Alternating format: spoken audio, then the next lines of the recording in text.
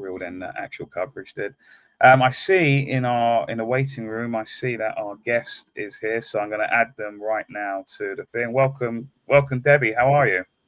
Hello, hi, Hello, can you hi, hear can you me? hear me? Yes, I can hear you, Debbie, loud and clear. How are you? How are you? How are No, you? I'm No, really good I'm really actually. good How are actually. you? How are you? Yeah, good. Just been talking about the what happens on Saturday, the Saturday protest. What did you think of it? Sorry, there's a really the echo's gone now. That's better, isn't it? I was going to say there's an echo. Yeah, do you know what? I thought it was brilliant. I'll be honest with you. When we started at Marble Arch, I looked back at the crowd and I was a bit worried because it didn't look that there was many there at that point. And then as we got marching, and I think Fiona actually held up her camera to me and she said, "Look." And I looked back and it was like, yeah, they've all caught up now. People have joined us. And it was, yeah, it was a really good turnout and really good mood with the crowd. So, yeah. And No, it's I think, great. I mean, I think this is definitely something that is on people's minds. I knew that once because I went out the night before. I was in London with some people, and I said to them that I reckon it is going to be relatively small to start with, but once there's a good significant number, say like 500 or 1,000, whatever, something like that, because you can then be seen on because Oxford Street is obviously very busy, right? So I remember about a couple of years ago or a year ago or something, there was a really kind of disastrous protest where there was only about 100 people turned up. Again, it began in Marble Arch, and then they tried to march down Oxford Street, but because it was only 100 people, the yeah, passers-by didn't even notice because there were so many people on the street. They didn't even yeah, notice that there was a protest. They didn't know that people were in a group. So it has to be a significant amount of people, say 500, let's say. So I knew yeah, it has to at least reach that number before we can have the march. You might as well just not have the march at all. Because if it was a low turnout, you might as well not do anything because it would be just an absolute mess. So yeah, luckily, it had a lot of people, about 1,000. And then I knew yeah, then when I went to Oxford Street, because that is on people's minds, digital ID. Again, it yeah. transcends all of the nonsense, the BS of left and right, which is just a nonsense thing anyway. And it was, I I mean, knew, what was so effective about it is, I don't know how you feel about this, but for me, the problem when we used to have those big marches during the lockdown is I think the message wasn't always clear to people what we were campaigning about. I remember having loads of conversations with people on the sides of the street. What's this about? Because there were so many different placards as well, because there's such a varied movement. But the message was so clear, Sean. No digital ID. It was so clear. The public got it. You could see them smiling and waving and joining in. And of course, I mean, that's a debate in itself, but the media got that very clear message. And I have to say, hats off to Fiona. I think she broke the media that day. I really do think, in the sense that the message has got through. yeah, but About unfortunately, what I've noticed, I've looked at a couple of the mainstream media stories on it, and I've noticed that the photos that have been chosen by the mainstream media, they have selected ones with our pal Alan Miller with the Together group. So it looks as though that it was a yeah, hashtag Together thing because Together are basically a state, an establishment approved yeah, uh, I agree. counter, you know what I mean, counter protest organization. And Yeah, if they're approved by the establishment, then they'll do nothing really. Do you know what I mean? Because that's the whole point. The whole yeah, point of counter establishment is that you don't get the establishment or the state to approve your group. You're meant to be. You should be have nothing to do with them whatsoever. So, yeah, because really, if you look at Together's history, they have achieved absolutely nothing. All they come along. This is just my words, Debbie, not yours. But they have come along since 2021 or two. I can't remember exactly when. And all they've seemingly done is basically Miller and his other cohorts in that group have basically just gone on TV, nice little GB News, Talk TV interviews, got their name out there, and then in between of that, they have these events and charge incredible amounts of money to their members, and have Julia Hartley Brewer speaking at it, and all these other kind of waste of time, shock jock, fake counter establishment kind of people, and they achieve absolutely nothing.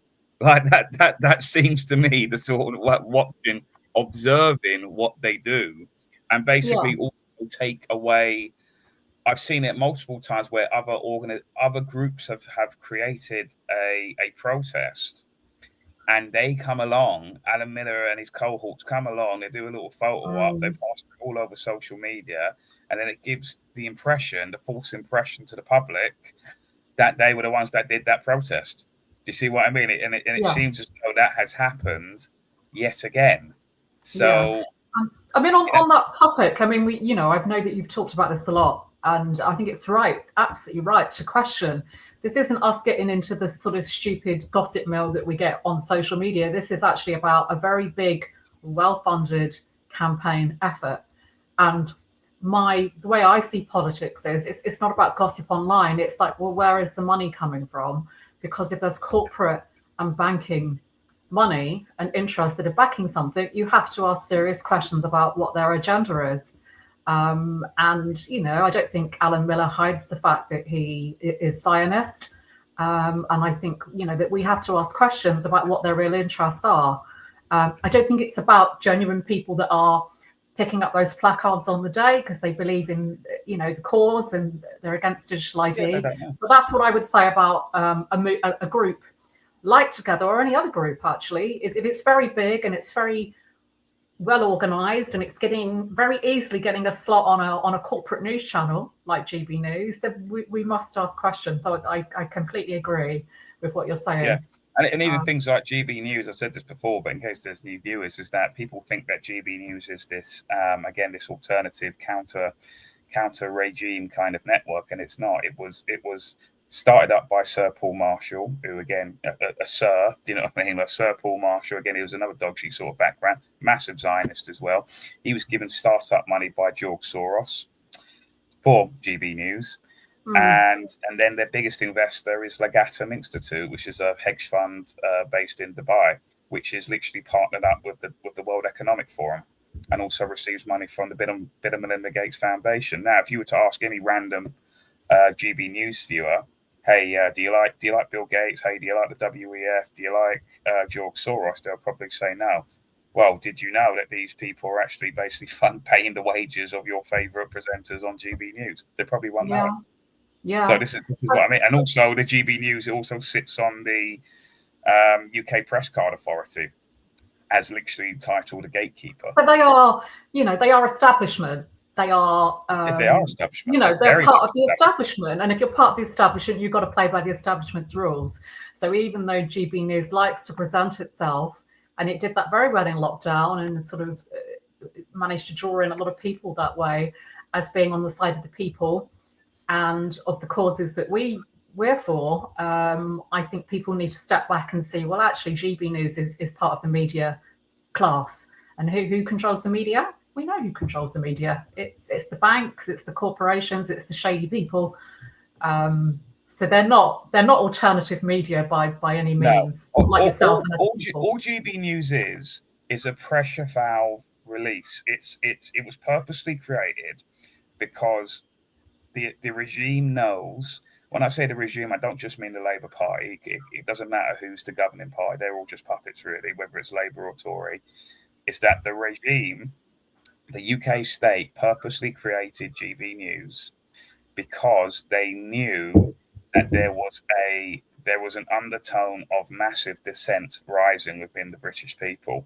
So what they did was they created that network, and then it basically appeased a lot of people to the point that, oh, I've got Dan Wooten who is fighting in my corner, or I've got, and I said this before, all those presenters that originally started on GB News that eventually all got sacked or they left. Mm, I yeah, said that would happen because all they're doing is they're bringing in people first, and they'll let them say what they want. Like with what's his name? I've got his name now. Oliver, Scottish chap. I can't Neil remember his name. Oliver. Neil Oliver. Neil Yeah, Oliver. they'll have. Yeah. Sorry. Yep, yeah, that chap. Yeah. So they'll let all those people in, and then after about 6 months to a year, they will slowly get rid of those people because Mm, their followers have followed them to GB News, and then they will get hooked on the regular viewing of GB, become part of people's routines and stuff like that. And even though their favorite presenters leave, they will still watch GB News, and that's where the subversion will begin. So that people forget GB News are pushing the jabs. They were pushing the Ukraine, even pushing Ukraine now. Really, most of the presenters are. You've got literally Boris Johnson. Is he still a presenter on GB News now? I can't remember. But the fact that he actually worked with them, probably. I don't know. He's on the COVID inquiry today, isn't it? Is Boris Johnson is in the hot seat today? So I mean, he looks like an absolute mess now. I saw him. They did a video last week. He looks like a right state now. He's aged and even grown more weight. To be honest, like most of them, I suspect most of the time he's on something. I mean, I'm being really honest here. I'm not just mocking. I mean, most of these MPs on the front benches. I mean, a long time ago, shield status, just living up to my shield status here. When I left university, I don't know if I told you, Sean, I actually worked for an MP. But very briefly, running their office in the House of Commons. Obviously, I was in my 20s. I wasn't awake like I am now, although I was always a difficult woman, so I never fitted in. But seriously, the amount of them that are on coke, Sean. I mean, it's he is. I mean, they're all coked up most of the time. They want people with vices. They want people with addictions. They want people who are. That's why there's always a lot of child paedophilia accusations, etc. Because at the end of the day, the state actually want people with vices, whether they got some sort of addiction, or whether that be drug addiction, whether that be sexual addiction, whether it is, they want people like that, so then they can manipulate them through squeezing their vices, basically. Obviously building up blackmail as well. But anyway, Debbie, sorry, we've gone on a bit of a sidebar already. So obviously, to connect with the Digital ID stuff, you are organising some static protests. Is that correct? It's something I've been planning to do for a long time. I was going to start this earlier this year, but because I've been so ill this year, I haven't done anything. And then I'd got it all sort of planned and ready, because I could see they were talking about Digital ID. I see that Labour, before they announced it, were talking about this so-called brick card. And I started to sort of plan things and start getting ready to do something. So what I've decided to do, because it's my forte, it's what I'm good at. You've got people like Fiona, who's really good, amazing at doing the big rallies. My kind of thing is much more street-based, what some people call outreach. Grassroots stuff where it's about leafleting, talking to people, getting the local communities involved in that way. That's always been what I do. And I've been doing that for the last 3 years about cash. As you know, I went around loads of places, really positive campaign actually, and talked to people about cash. And what that did was got lots of people active on cash, which was really good, on using cash and keeping cash. So it's a natural progression for me now to then be talking about a digital ID, because obviously it's all part of the same digital control of our money, of our lives in every sense. And I'm starting this tour. It's starting next week in Cardiff. Is that the one we've got there? Yeah. Mm-hmm. Cardiff next Saturday. It's an early start because it was planned to be outreach, and it's now kind of turned into a mini rally. Which is what the people in Cardiff wanted. They wanted speakers, so we've got speakers. So it starts at 11. We'll probably have speeches about 11:30. And we've got Andrew Bridgham, Piers Corbyn, David Curtin, who I know you know, and Fiona Rose Diamond. Their job on the day is to buoy people up, get people feeling passionate, talk about what's going on, and then what they're going to do, I'm actually going to get them really working, Sean, on this day. They're not just going to be speaking. They are going to lead groups around the city centre to different points where there's shoppers, communities. They're going to go slightly out of the centre where there's more local, smaller businesses and shops, and lead outreach groups with leaflets, conversations. And we've also got, which is on this website here, we've also got this postcard campaign, which is where it's a postcard to the MP, the local MP in Cardiff, a Labour MP. And all they have to do is sign the postcard if they agree, a member of the public, put their postcode and their house number on it. So we're not collecting data, because we will get accused of that as campaigners. And they're all going to go into a big box. And when we get a big number together in Cardiff, So the idea is this continues as well as a campaign. That will be something we follow up on to deliver to the MP or to their staff. And I want to try and get this going in as many places as possible, the postcards, because the idea of the postcards is that if we target marginal MPs in marginal seats, so MPs where they're very vulnerable to losing their seat in a general election, those are the ones that are more likely to be worried if they're getting pressure locally from local people. So I'm encouraging people. We've obviously got petitions going on, which I don't think are a waste of time, even though they don't listen to them, even though they're saying we're not going to listen. They are aware of public opinion. It's growing. There's this pressure that's growing. And you can see they're responding. They're already responding in the media by saying, well, we're going to have a consultation now. So they're feeling the pressure, and we've got to keep putting the pressure on in all different ways. So I encourage people, you can find the postcard on here. I've got to say, where is that? I can't seem to see it. If you go back up to the main page. Oh, sorry. Yeah, that's it. No to Digital ID and war conscription leaflets. I think it's that one at the bottom. This one at the bottom.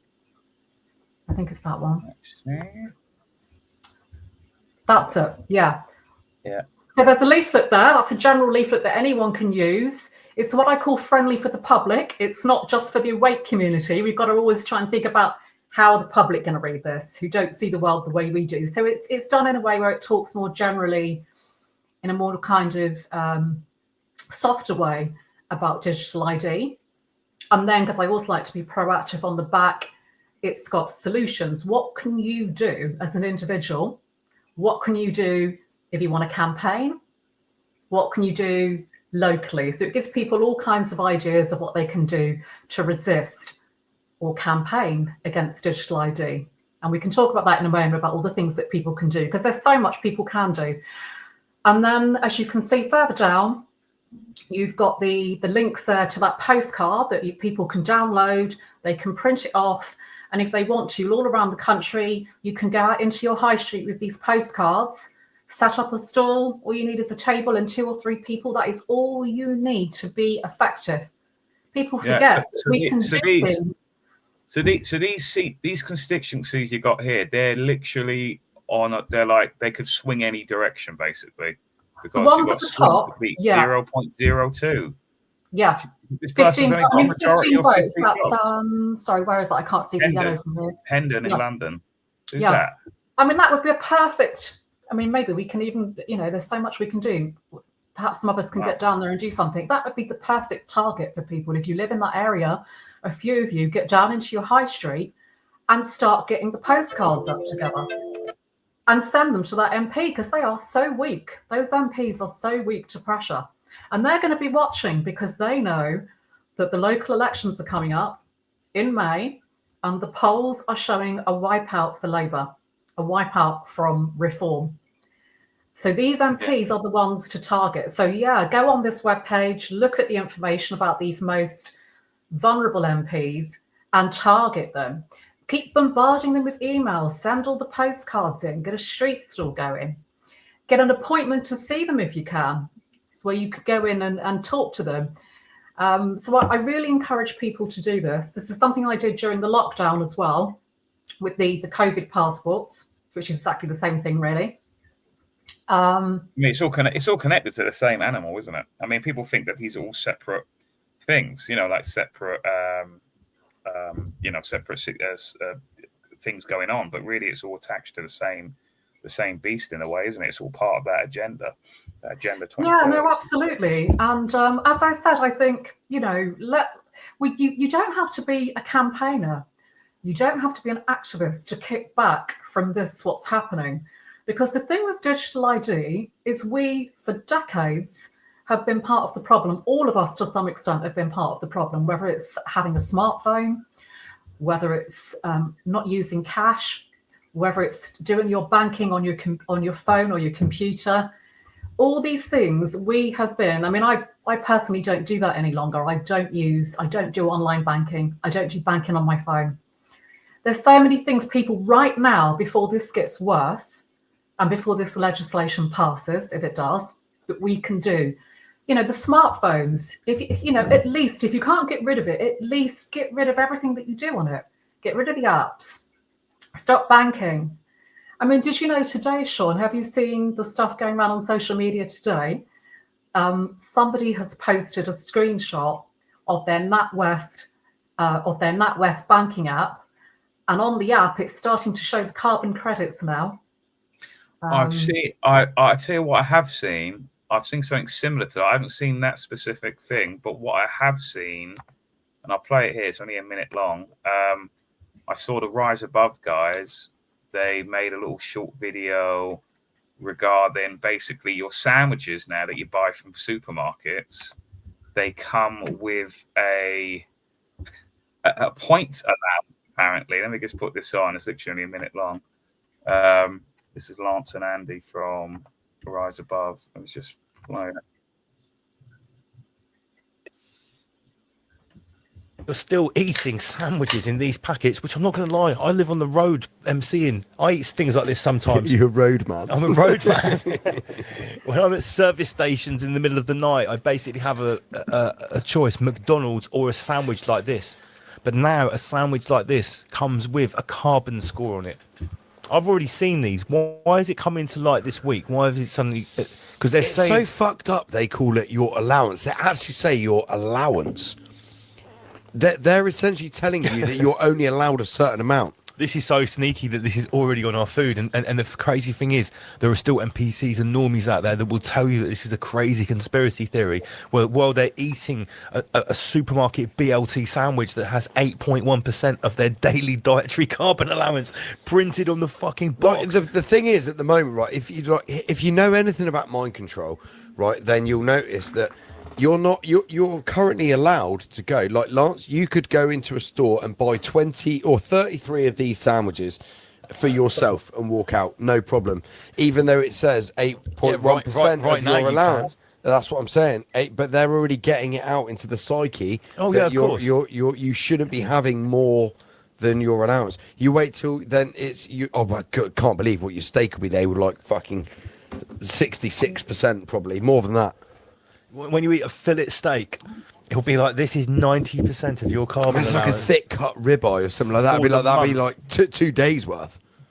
Yeah, totally. It'll be tracked as well, and then it'll be like facial recognition. You think if you can't grow, like, because your broccoli or if you want to have an avocado flown in from Mexico or wherever it's. Here's another thing to watch out for. So that was yeah. So apparently now I don't eat those sandwiches anymore personally. I used to be. It's funny, when I was watching that video originally, I used to think about when every time at lunchtime I would go in. There used to be a big Sainsbury's right by where I used to work. Go in there, get the meal deal thing, all of that. And I used to be on them all the time. I can't eat them because a lot of the stuff I eat now, I can't really buy from supermarkets because a lot of the stuff is just all fake food anyway.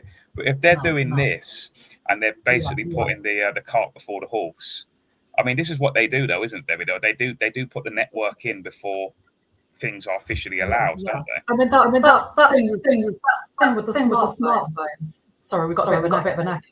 Oh, sorry, I'm turning up. Go on. Yes, sorry. That's the thing with the smartphones, is that, and this is the kind of catch-22, and we've got to accept that this convenience we've all got used to for, I don't know, it's about 20 years now. Did you know that Steve Jobs only introduced the smartphones, the Apple phones, in 2007? It's not even that long ago. And that's how much we've all been conditioned into using these things all the time in the last, 18, 20 years. So, you know, we've got to get out of these habits, because there's things we can still do without the smartphones, because it's all joined up together. That carbon credit rating that you're talking about there, and what people are showing on social media today, that Nationwide is introducing, that can only work if it integrates with your phone to find out what you're doing. When you go and pay, and I see people using their phones to pay all the time, and it really frustrates me. All this stuff, you've got to stop doing it. Go back to cash. Stop using your phone. Stop paying for things on your phone. Stop paying for your bills on your phone. Get rid of the banking apps. Leave it at home.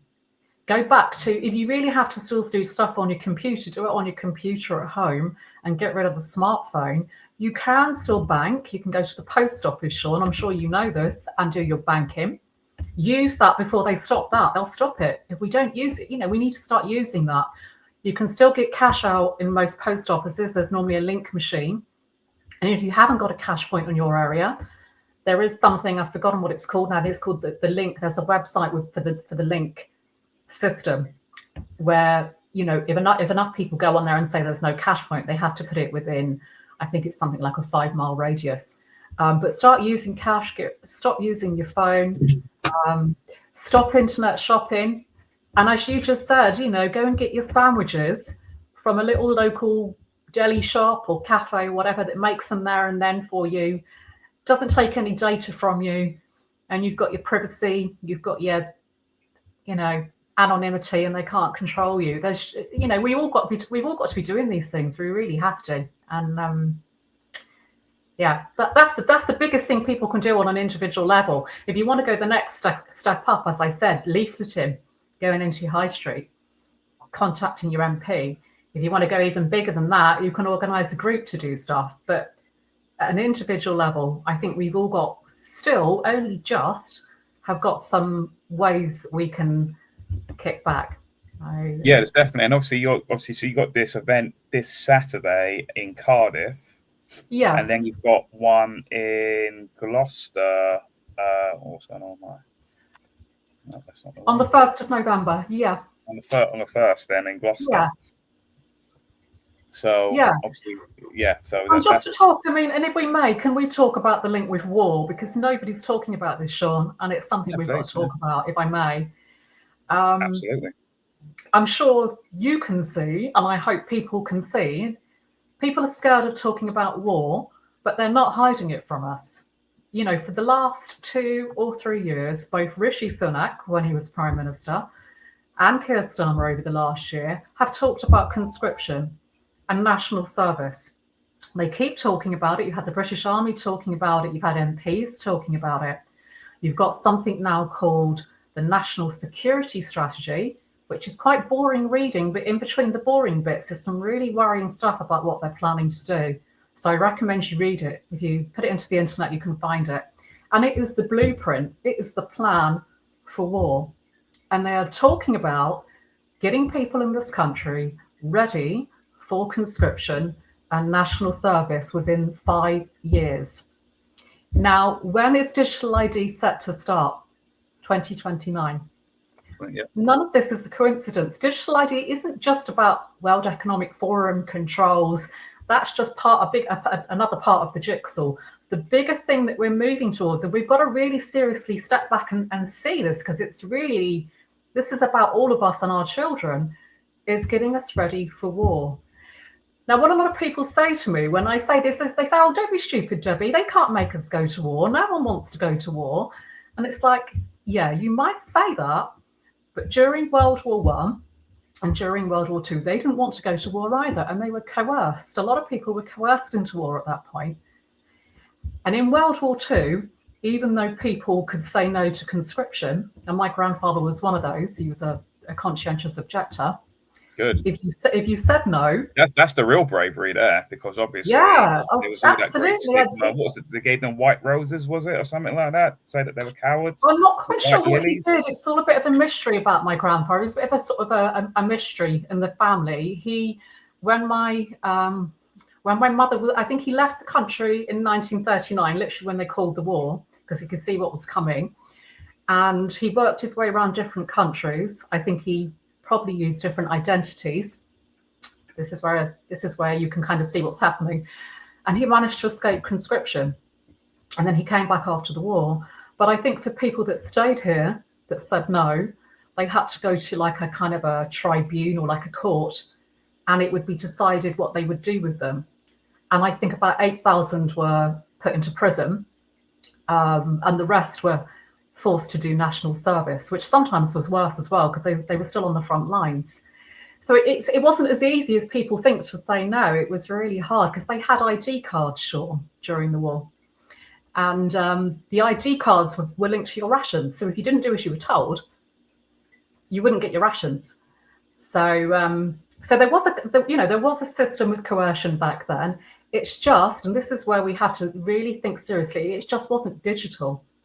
So my grandfather could get round it, yeah, and people could get round it. But when you've got a digital system that's going to be all joined up into a one-touch system, which is what this is all about, linking all these parts together that are already digital. People are talking about that, all these different things that are digital. If you've got a one-touch system where your bank account can be shut down, you can't work any longer, you've got no right to rent your home, you've got no right, your kids have got no right to go to college, whatever it is, because they want to do it for children as well from the age of 13. Interesting age as well with conscription. Yes. If you put all that together, you can see what I'm saying. They can coerce people. It's not going to be so easy for us to say no, for our kids to say no, when you're not going to have any access to money. And I know that is where they get you. It's actually really sneaky, like really duplicitous how they do it. They're doing it in that way. There's so many people I know that have come up to me who we know, and they said to me privately that I'm going to have to sign up for it, the Digital ID that is, because I won't be able to get my UBI, or I won't be able to get my I've got a job and all of this, and I'm actually quite surprised by a lot of people's stance on it. A lot of people they sort of they've become a bit too dependent upon the state, I think, and this is the problem that we're facing. And there's a few people I know, like David Clues, for example, who says that I think people are going to roll over for this, and I don't agree with him personally. I do think ultimately that there will be enough of a pushback. It doesn't need to be like the majority of the UK public have to agree. I mean, you really need about 10% of people just say no, and it kind of all crumbles apart. It's really all of it's based on. It's all usually just a paper tiger or a house of cards, and it can be easily just it just falls over very easily if just a significant amount of people just say no to it. So, but there are a lot of people I've heard say, this is not me trying to blackpill people, I'm just being honest here, they're saying that obviously I have had to say to them, I can't believe that I'm hearing this from you, but it's that fear, isn't it? That once that money's involved and it connects to their, I think, see, the problem is, Debbie, I know some of us do have hard lives, but really compared to a lot of the third world and stuff, we've got it quite good, really. I know a lot of people might disagree with that, but really, we haven't gone through these real hard times yet. Yeah, people have bad days, people have like not great lives or whatever, but it's still 10 times better than what some people got arrested around the rest of the world. I think you've hit the nail on the head there, actually, Sean, in terms of how people are coerced, because I keep hearing this argument online, which I think, to be fair, is quite misleading, because what people say is, well, it's not mandatory. You can say no. Yes, of course you can say no, but the problem is you're saying is that if it's your home, say you're a mum with your two kids, and you want to make sure that they've got a roof over their head, which is what all parents, that's your objective, isn't it, in life, is your kids are okay. It's not easy to not comply. It means losing your home. It means this is going to be linked to benefits as well. They've already talked about that. It's going to be linked to benefits, to pensions, everything. That's what they've gone through. So saying that, you might know more about this than me. So they've already introduced, or are they going to introduce the veterans? So someone said in the comments here, they've already said that they're going to use veterans as a trial for Digital ID. And no disrespect to the veterans, but unfortunately, veterans are very compliant people, because they've basically had a whole career of basically taking orders and following orders, etc., and being conditioned to execute those orders. So they would be the perfect kind of people to first try this sort of stuff out, because obviously if it doesn't work for them, it ain't going to work for the rest of the public. And I think, unfortunately, having met veterans in the past, that they will just do anything that the state tells them to. They highly respect authority, because obviously they've been conditioned to do so. It's voluntary, which kind of special would do this, as they are the way that we've been treated by them. Actually, don't get and I'm just reading the comment from, is it Ashley? about veterans. Yes. I mean, they've already trialled this. I don't think people are aware. During the lockdown, I discovered when I was doing stuff in Oxford, actually, with friends there, some of the ladies that you probably know from Oxford, we discovered talking to the rough sleepers that they had to have a digital card, like a card. Have you heard of something called Go Henry, which is what children have? It's an app where it manages their pocket money on their behaviour. It's a social credit system for kids called Go Henry. This digital system like that was trialled, and I don't know if it's still going, it probably is, during the lockdown on rough sleepers to access their benefits from the DWP. And it was contingent if they wanted access to temporary accommodation, whether it was a hostel or even a hotel for the night, they had to have this app, this money. So they've already trialled it on the most, to me, that's the most vulnerable group, isn't it, is your rough sleepers? Because no one, unfortunately, nobody sticks up for them. Nobody speaks up for them. So now they're talking about veterans, and of course there's an overlap, isn't there, with homelessness and veterans. I think, yeah, they're attacking the weakest groups. I think also, I have to say, I think picking on veterans is very political, because I think in the current climate where we've got all this tension about immigrants and refugees and people coming into the country, the whole kind of patriotic flags and all this stuff going on, I think linking that to the idea of our veterans, and don't get me wrong, I think it's appalling, but linking it to that, I think, is going to anger people as well. So I think there's a bit of gaslighting going on, Sean, and the usual stuff that they do where they gaslight people, they wind people up. It's really sinister. Like with that, the Rise Above guys, and the point about the sandwich thing on, is that all of these big corporations, even if they're just simple supermarkets, and that quite sinister and quite, that quite disgusting Go Henry app, or whatever it is for kids, where they're basically training the kids to basically be more kowtow into authority, basically at a young age. Is that in the supermarkets? I don't know now. I've noticed that the supermarkets are getting slowly, like they are training us for this kind of digital ID thing. Where now I've seen that you have to, if you go to like self checkout, they produce a receipt, and the receipt then is used to open the exit gate of the self checkout area. Have you seen this? Do you know what I'm talking about? I think I know. I don't. To be honest, basically, that you have to scan the receipt you get for whatever you just purchased, and then that opens the little gate thing. And when I first went in, because occasionally you do have to go into supermarkets when there's nothing else about, I got, obviously I didn't take the receipt, and then I was like, "What's up with this gate thing? It's not open." And he said, "Oh, you scan your receipt." And I said, "I'm not doing that." And I just pushed it open, and the alarm went off. But people will do it though. People will do it because the fact it makes a noise as well. Like, why does it have a noise for? Well, what's the point of it? What's the actual point of that gate? It's what I call prison. It's what I call prison culture that we've been primed for years and years. That everything is an alarm going off, or a gate, or someone checking.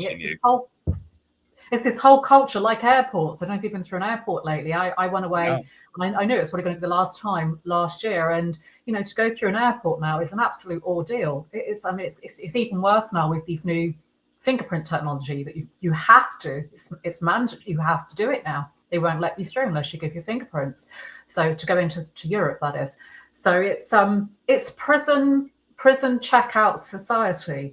And I ask people, it's like, well, why do they want us to get used to being treated like we're going through a prison checkout all the time? Because actually, this is the digital prison that they're building. And also, again, it links to war, actually. When we finally get to that stage where they say, right, we're going to be very active in war, because at the moment, there is World War III is already, I'm sorry to be so negative, but we have to be honest, it's already started. It started quite some time ago. There's conflicts going on all around the world in most places. There's things going on. It's just we're not on the receiving end yet. And when we are, and it's inevitable, we're going to be, that prison checkpoint system, your 15-minute city stuff as well, that's what we're being primed for. that's what we're getting ready for, that we'll accept it, that you can't go here, you can't go there, or sorry, you can't go abroad because we're in a war. So it's not just it's it's not just the social multifaceted, I credit think. system. That is just the kind of the new economy kicking in. It's about getting us ready for this, and it's more important than ever, actually, that I think we kick back and we don't comply and we talk about this so that we can try and not resist. Try and resist, should I say? Not resist. But yeah. Yeah. So that's good. So this Saturday coming, you've got the one in Cardiff, and then Gloucester the week after. Is that correct? Yeah. So Cardiff on Saturday. It's going to be. Do you know what? I'm really looking forward to it, actually, because this is really outreach based, and I love that. I love getting engaged with the public, because there's no better way of knowing what's really going on in the country than talking to people. And I think all of us are guilty at times of living in an echo chamber where we don't truly know what people think. And I think this is going to be my first time out talking to people in a big way about this. So we're going to get a really good feel for it. And I think it's going to be great to have people like Andrew Bridgen and Piers Corbyn leading that as well. So they're going to be on their best behaviour with me. They've got their itinerary for the day, that they're doing outreach as well as speeches. And I ask people, if you turn up, don't just expect a rally and you're going to go home. I want you to come and do some work. And yeah, it's work. It's talking to people and sometimes difficult conversations, but it is so worth it, because that's how we change things, is getting the message out and talking to everyday people. So No, yeah. it's true. I think it's in people's minds. It is in people's minds, but obviously, how can I say it? Like like with the COVID era and stuff, is that a lot of people, they've never been on a protest. It's just that sort of stuff isn't for them, and they just need to see other people, I think, do it. It's like monkey see, monkey do almost. They have to see other people doing it, and then there's loads of people from that COVID era that never voted in their life, never were interested in any kind of politics whatsoever, never went to a protest before, and it was all new to them. And just seeing people have these, because a lot of people think that they're just by themselves. Oh, only I think like this, I'm different, I'm the other kind of minded people. And then once they see these other people that think like them and are concerned about those same things, they do get a bit of confidence then, and then go, oh yeah, good, I was hoping for that. I saw this there before. This is apparently this is all connected as well. These are major investments and projects from various companies. So Google investing £5 billion and has opened a new data center in Waltham Cross, Hertfordshire, to power its AI services and support a projected 8,250 jobs annually. Nessoud, is it? Announcing $2.5 billion investment to build the UK's largest sovereign AI data center in Loughton, Essex by 2026. Microsoft investing billions in the UK's AI sector, which plans for multiple new data centres in locations like Leeds, Newport, and Acton, northwest London. And Blackstone Group, which is basically an offshoot of BlackRock, basically, if you know the history of that, planning a $10 billion AI data center in Blyth near Newcastle, which is scheduled to begin in 2031 and will be the single largest planned. So that's all quietly kind of going on. Whilst we're all distracted about should we put flags out on our doorstep or not. Exactly. The approved talking points by the establishment. Should we put a flag out? It is not that I'm against like the flag being up of our own nation, right? But that is clearly stuff like that. The fact that it gets spoken about on Talk TV and GB News and BBC Question Time and all of these other things, that tells me, and it should tell a lot of people, that this isn't the real issue we should be talking about. If the BBC are talking about this, we shouldn't be talking about it. It's not. It's because the BBC is obviously the state's mouthpiece, isn't it? It's literally part of the state. So, and Sean, as well, what if I may say so as well, I ask people to step back, because I'm not saying this in the sense of it's wrong to put British flags up. We are in Britain, but I ask people to step back and think about culturally, what do they need people to feel to go to war? They need them to feel patriotic. It's not a coincidence. Seriously, it's not a coincidence. This is the build-up of this patriotic feeling is actually, to me, a very orchestrated campaign to build up that sentiment. Because what I fear is going to happen, and I hope I'm wrong, is that we've got some big false flag terrorist events coming down the line, which even, Benjamin Netanyahu has even said, hasn't he? There's going to be attacks in Europe. I think he said that a few months ago. These things are likely coming down the line. And if people, unfortunately, lots of people die, people are going to get very upset and angry, and they're going to look at blaming a common enemy.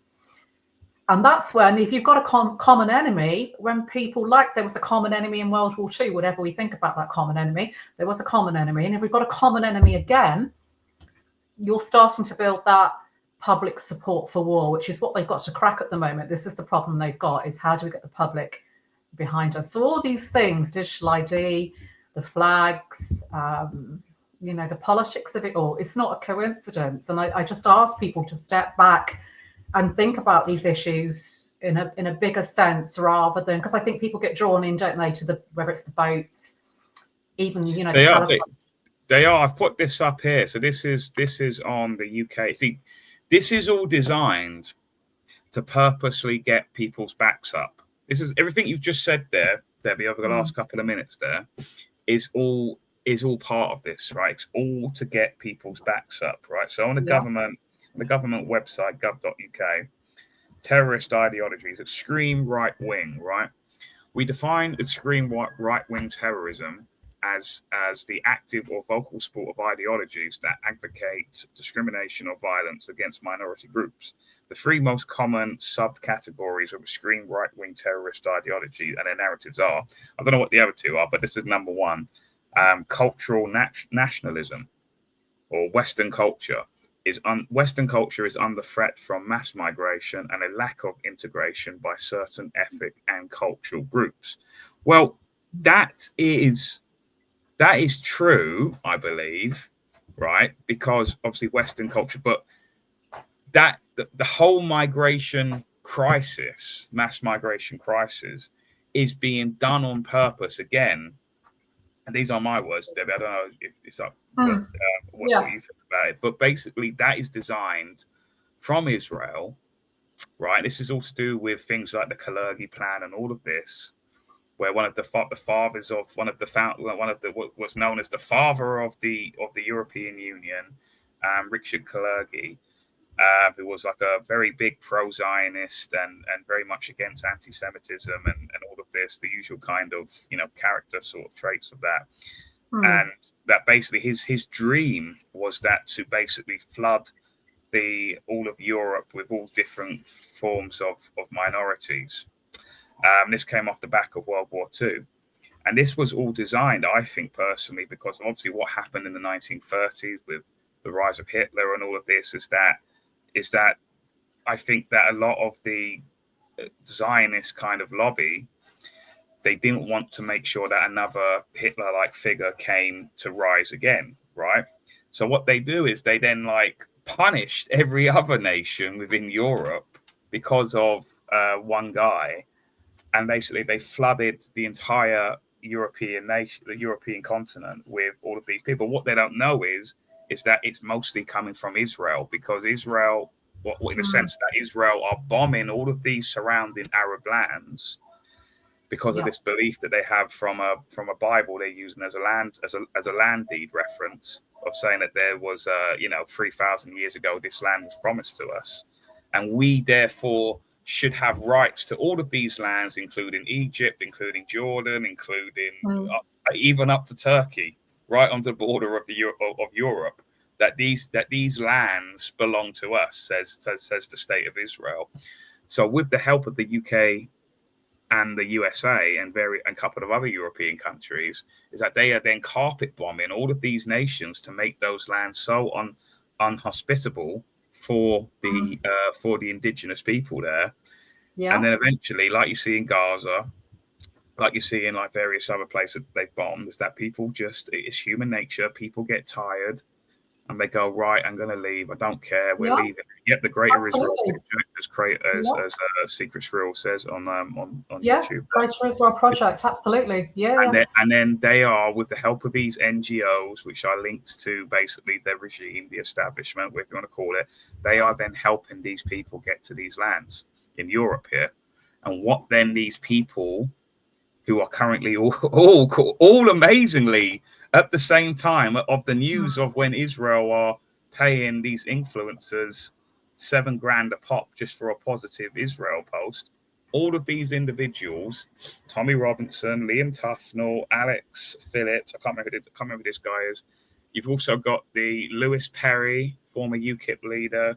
They're all currently in Israel.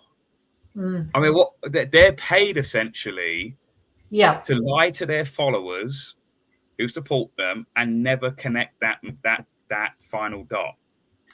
That's what they're paid to do. They're paid to misdirect you. Absolutely. And it's of course, if you've got GB News constantly, these parties, reform, people in reform constantly saying, those things are the problem, people in the Middle East or Palestine are the problem. Everyone, they're focusing those people that support them on other genuine issues, like the carbon nonsense, the net zero nonsense, like being against digital ID, 15-minute cities, all the stuff that those groups have said, we're against that. They've got support that way on very genuine reasons, but then they're directing the anger that then comes from that and the hate. Because hate is a very powerful thing. And if you can get people to hate, you can really manipulate them. And I think it's all very much been weaponized, Sean, to distract people from the things we're talking about today, to talk about the fact that you are going to be pawns in their war game, cannon fodder. They don't give a, sorry to use bad language, they don't give a shit. These people, I'm sorry, Nigel Farage, Reform, GB News, all these people, they don't give a shit about you. And if they don't care, let's be really, really honest here. Whatever you think, if they don't care about Palestinian babies being blown up, do you think they care about your children? No, they don't. They don't. Again, reform. They don't care. Like I said, this is what we have to. I mean, this is serious now, because this prison that's being built around us is digital prison, and it's going to be a physical prison as well. That's what the digital is going to take us to. Is going to be like that concentration camp, which is what it was in Gaza. That's what our future is. If we don't start right now rising up, not complying, doing everything we can, whether it's doing something with the MPs or leafleting or not using your phone, everything we can possibly do. If we don't, I already think we're going down the fork in the road that David Icke talks about. If we don't, this is our future, because these people don't care about human beings. I would say they're not human, in fact. I'm not getting into the whole lizard theory or anything like that, but I mean, they're not what I'd call human beings. They are detached from their humanity. And these politicians, these robots that they're using, they're so controlled. They've got so much dirt on these people. This is how they control them. Whether it's Keir Starmer or Trump or, they've got the dirt on them all. That's how it works. They've got the dirt. They can control them. And it's a horrible future. And we had this conversation the other day when I bumped into you, and we both agreed, didn't we? I don't know if you still agree with me, that actually, despite all that, I'm still quite hopeful that we will get through it, because we are the human beings. We are 99%. We are human beings, and there's a point where we can only take so much control. We can only take so much of all this constant war, which it has been, hasn't it, for the last century and a quarter? It's been constant war, and where we're gonna kick back. And I think, I'm hopeful actually that people will. I mean, look what's happened in the last 5 years since we started those marches in 2020, Sean. Look at the amount of people are waking up, I think, actually. I think they are. They're starting to question. They're starting to see that they're being lied to.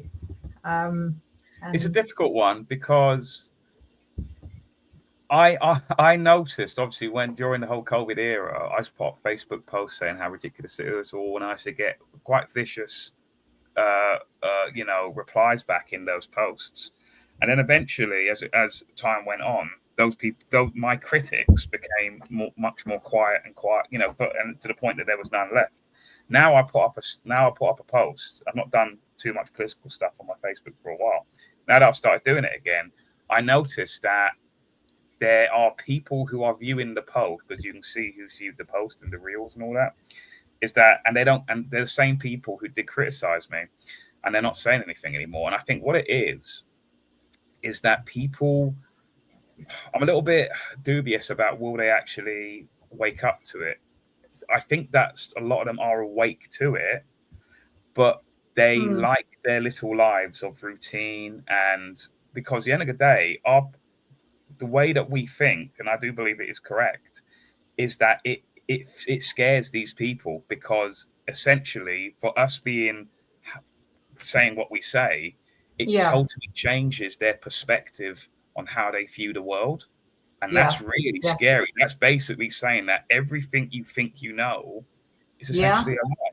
It's like the Matrix sort of thing. It's like it's not real. Well, your perception, even though you thought that I was wacky, or all these other people are wacky and all of that, is that actually we've turned out to be actually correct, and we've been predicting all this and continue to get stuff right. And how do we constantly get it correct? Because we know, because we do our research. Because we're, as much as I'm hopeful, if I may say so, I don't know, I describe myself as a hopeful cynic. I don't know, in the sense that I can see through all the, I question it all.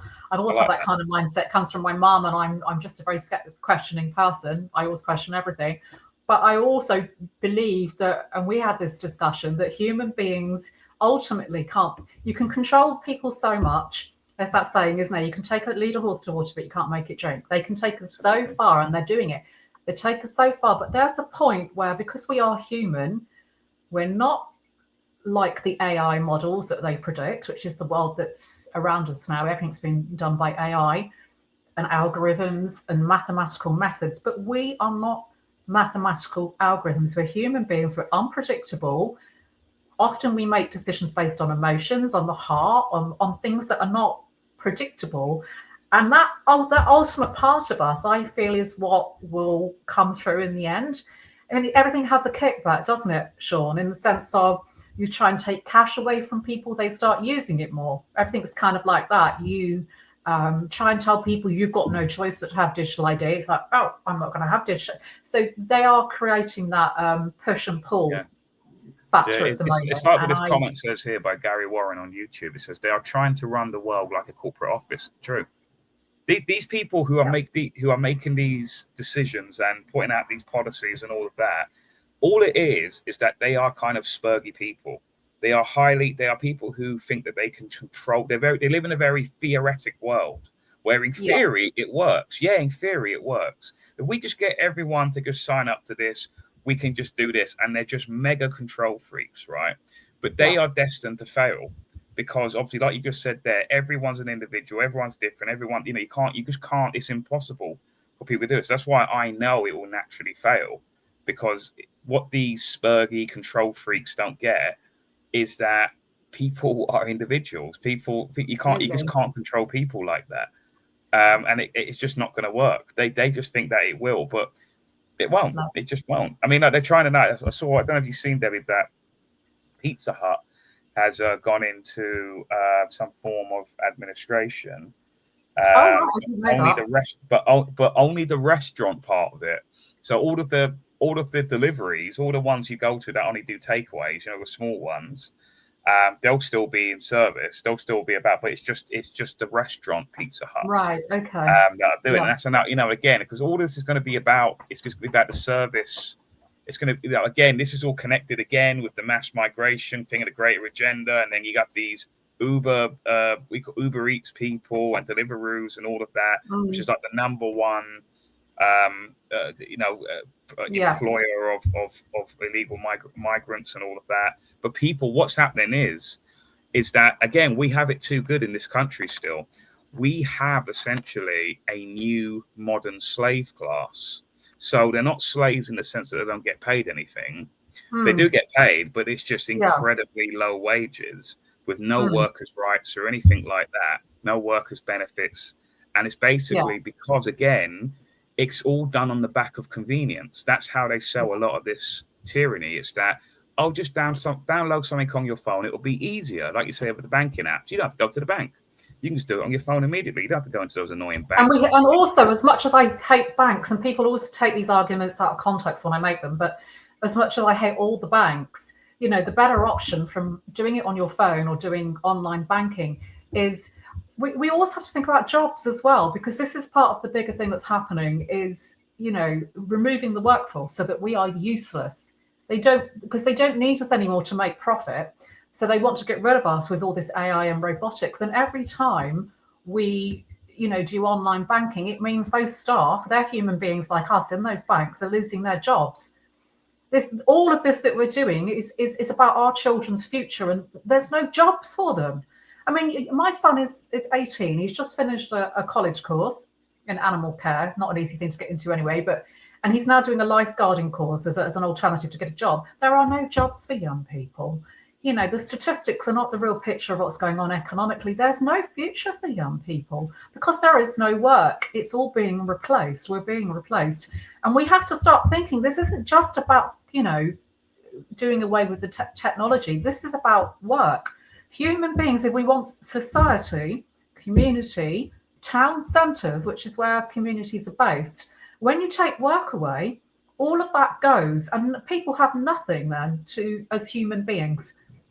You know, what are we all just going to spend our lives behind a screen with no human contact? Because that's what human beings thrive on. So this is much bigger than just technology. This is about being human to me, and about you know, young people's future. I mean, it's all right for me. I was one of the generation that was privileged enough to be able to get a job and do all that stuff, but you know, the people coming up, I don't think they've got those. There was a great South Park episode of late about a year ago where basically because the South Park are great on satire, and just, you know, they're great political commentators as well behind the cheaply made sort of cartoon. And like, it's the whole premise was that, like someone said, Alphabet Cat on the thing, that also the AI stuff, this is going to get rid of a lot of middle class white collar office jobs. And in the episode, is that basically that was happening, is that all these white collar, once well paid people were getting let go, and the AI was taking over. But then it was the blue collar people, like plumbers and electricians, then became the people on top, because all the white collar people didn't know how to do anything, like in terms of the blue collar world. So then all of a sudden, these plumbers were now the people on top of society. And I did think about that before they made an episode about it. I thought, you know, all of these people, because they're trying to get people to not go and do what used to be polytechnic sort of courses, right? The polytechnics of, like, you know, manual labor kind of jobs, like being an engineer or whatever, a plumber, electrician, whatever it is. They've stopped people. They want everyone to go to university now, even people who are not academically minded at all. Everyone now goes to uni. I hear people all the time saying, oh, my daughter's going to uni, my son's going to uni, and as if it's some kind of big thing. And I'm like, so what? Everyone goes to uni now. It's not important. It's not a special thing anymore.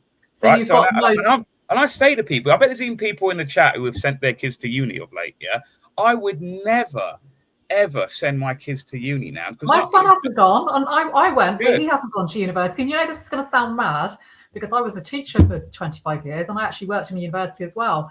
So when people hear me say this, they're like, what? You didn't want him to go to university? I actually said to my son, I don't recommend you go to university, because I knew this was years ago. This is what was coming. And I said to him, I don't think there's going to be any jobs for you. No, I think you're going to find university a waste of time. It's a hyperinflation of degrees now. So you have people, there isn't enough jobs. The government are trying to turn jobs that you don't need university degrees for into ones that you do need. Even the police there and the nurses and everything you need a degree for in order to become one. Back in the day, you didn't need any of that. But they want them all in debt as well, Sean. I mean, the debt's the other thing. They want everybody controlled by debt. You are paying for your own indoctrination. You're paying to be enslaved by debt. the whole thing's a con. There is no positive to being in uni anymore. And I say to anyone, do not go to uni. There's nothing there.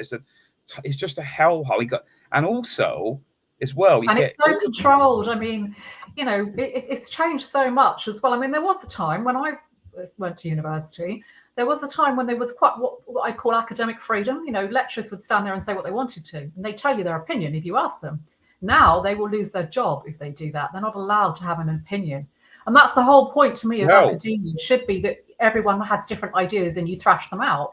That has all gone. It's controlled. It's controlled thought. Well, saying that, funny enough, relating to that, have you heard about this Dr. Rahim Aldawan? Have you? I don't know if I'm mispronouncing her name. She is literally just a few hours ago. She has been arrested. I did hear about this. Yeah. So she is an NHS nurse who again was talking about basically kind of what we've been talking about essentially, but especially highly critical on Israel. And she's just been arrested. Let me put the sound on. Actually, watch this video. Yeah. She has just been arrested. Let's just see. What power? £. In what? Sorry?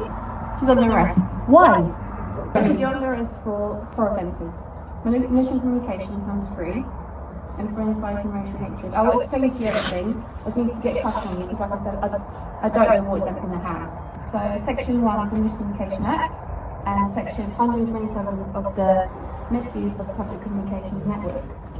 Again, on the 21st of July, at a pro-Palestine protest, which took place outside the Foreign Commonwealth Office in King Charles Street, he gave a speech which amounts to calls for the eradication of Israel and implies support for all those involved in armed resistance against Israel.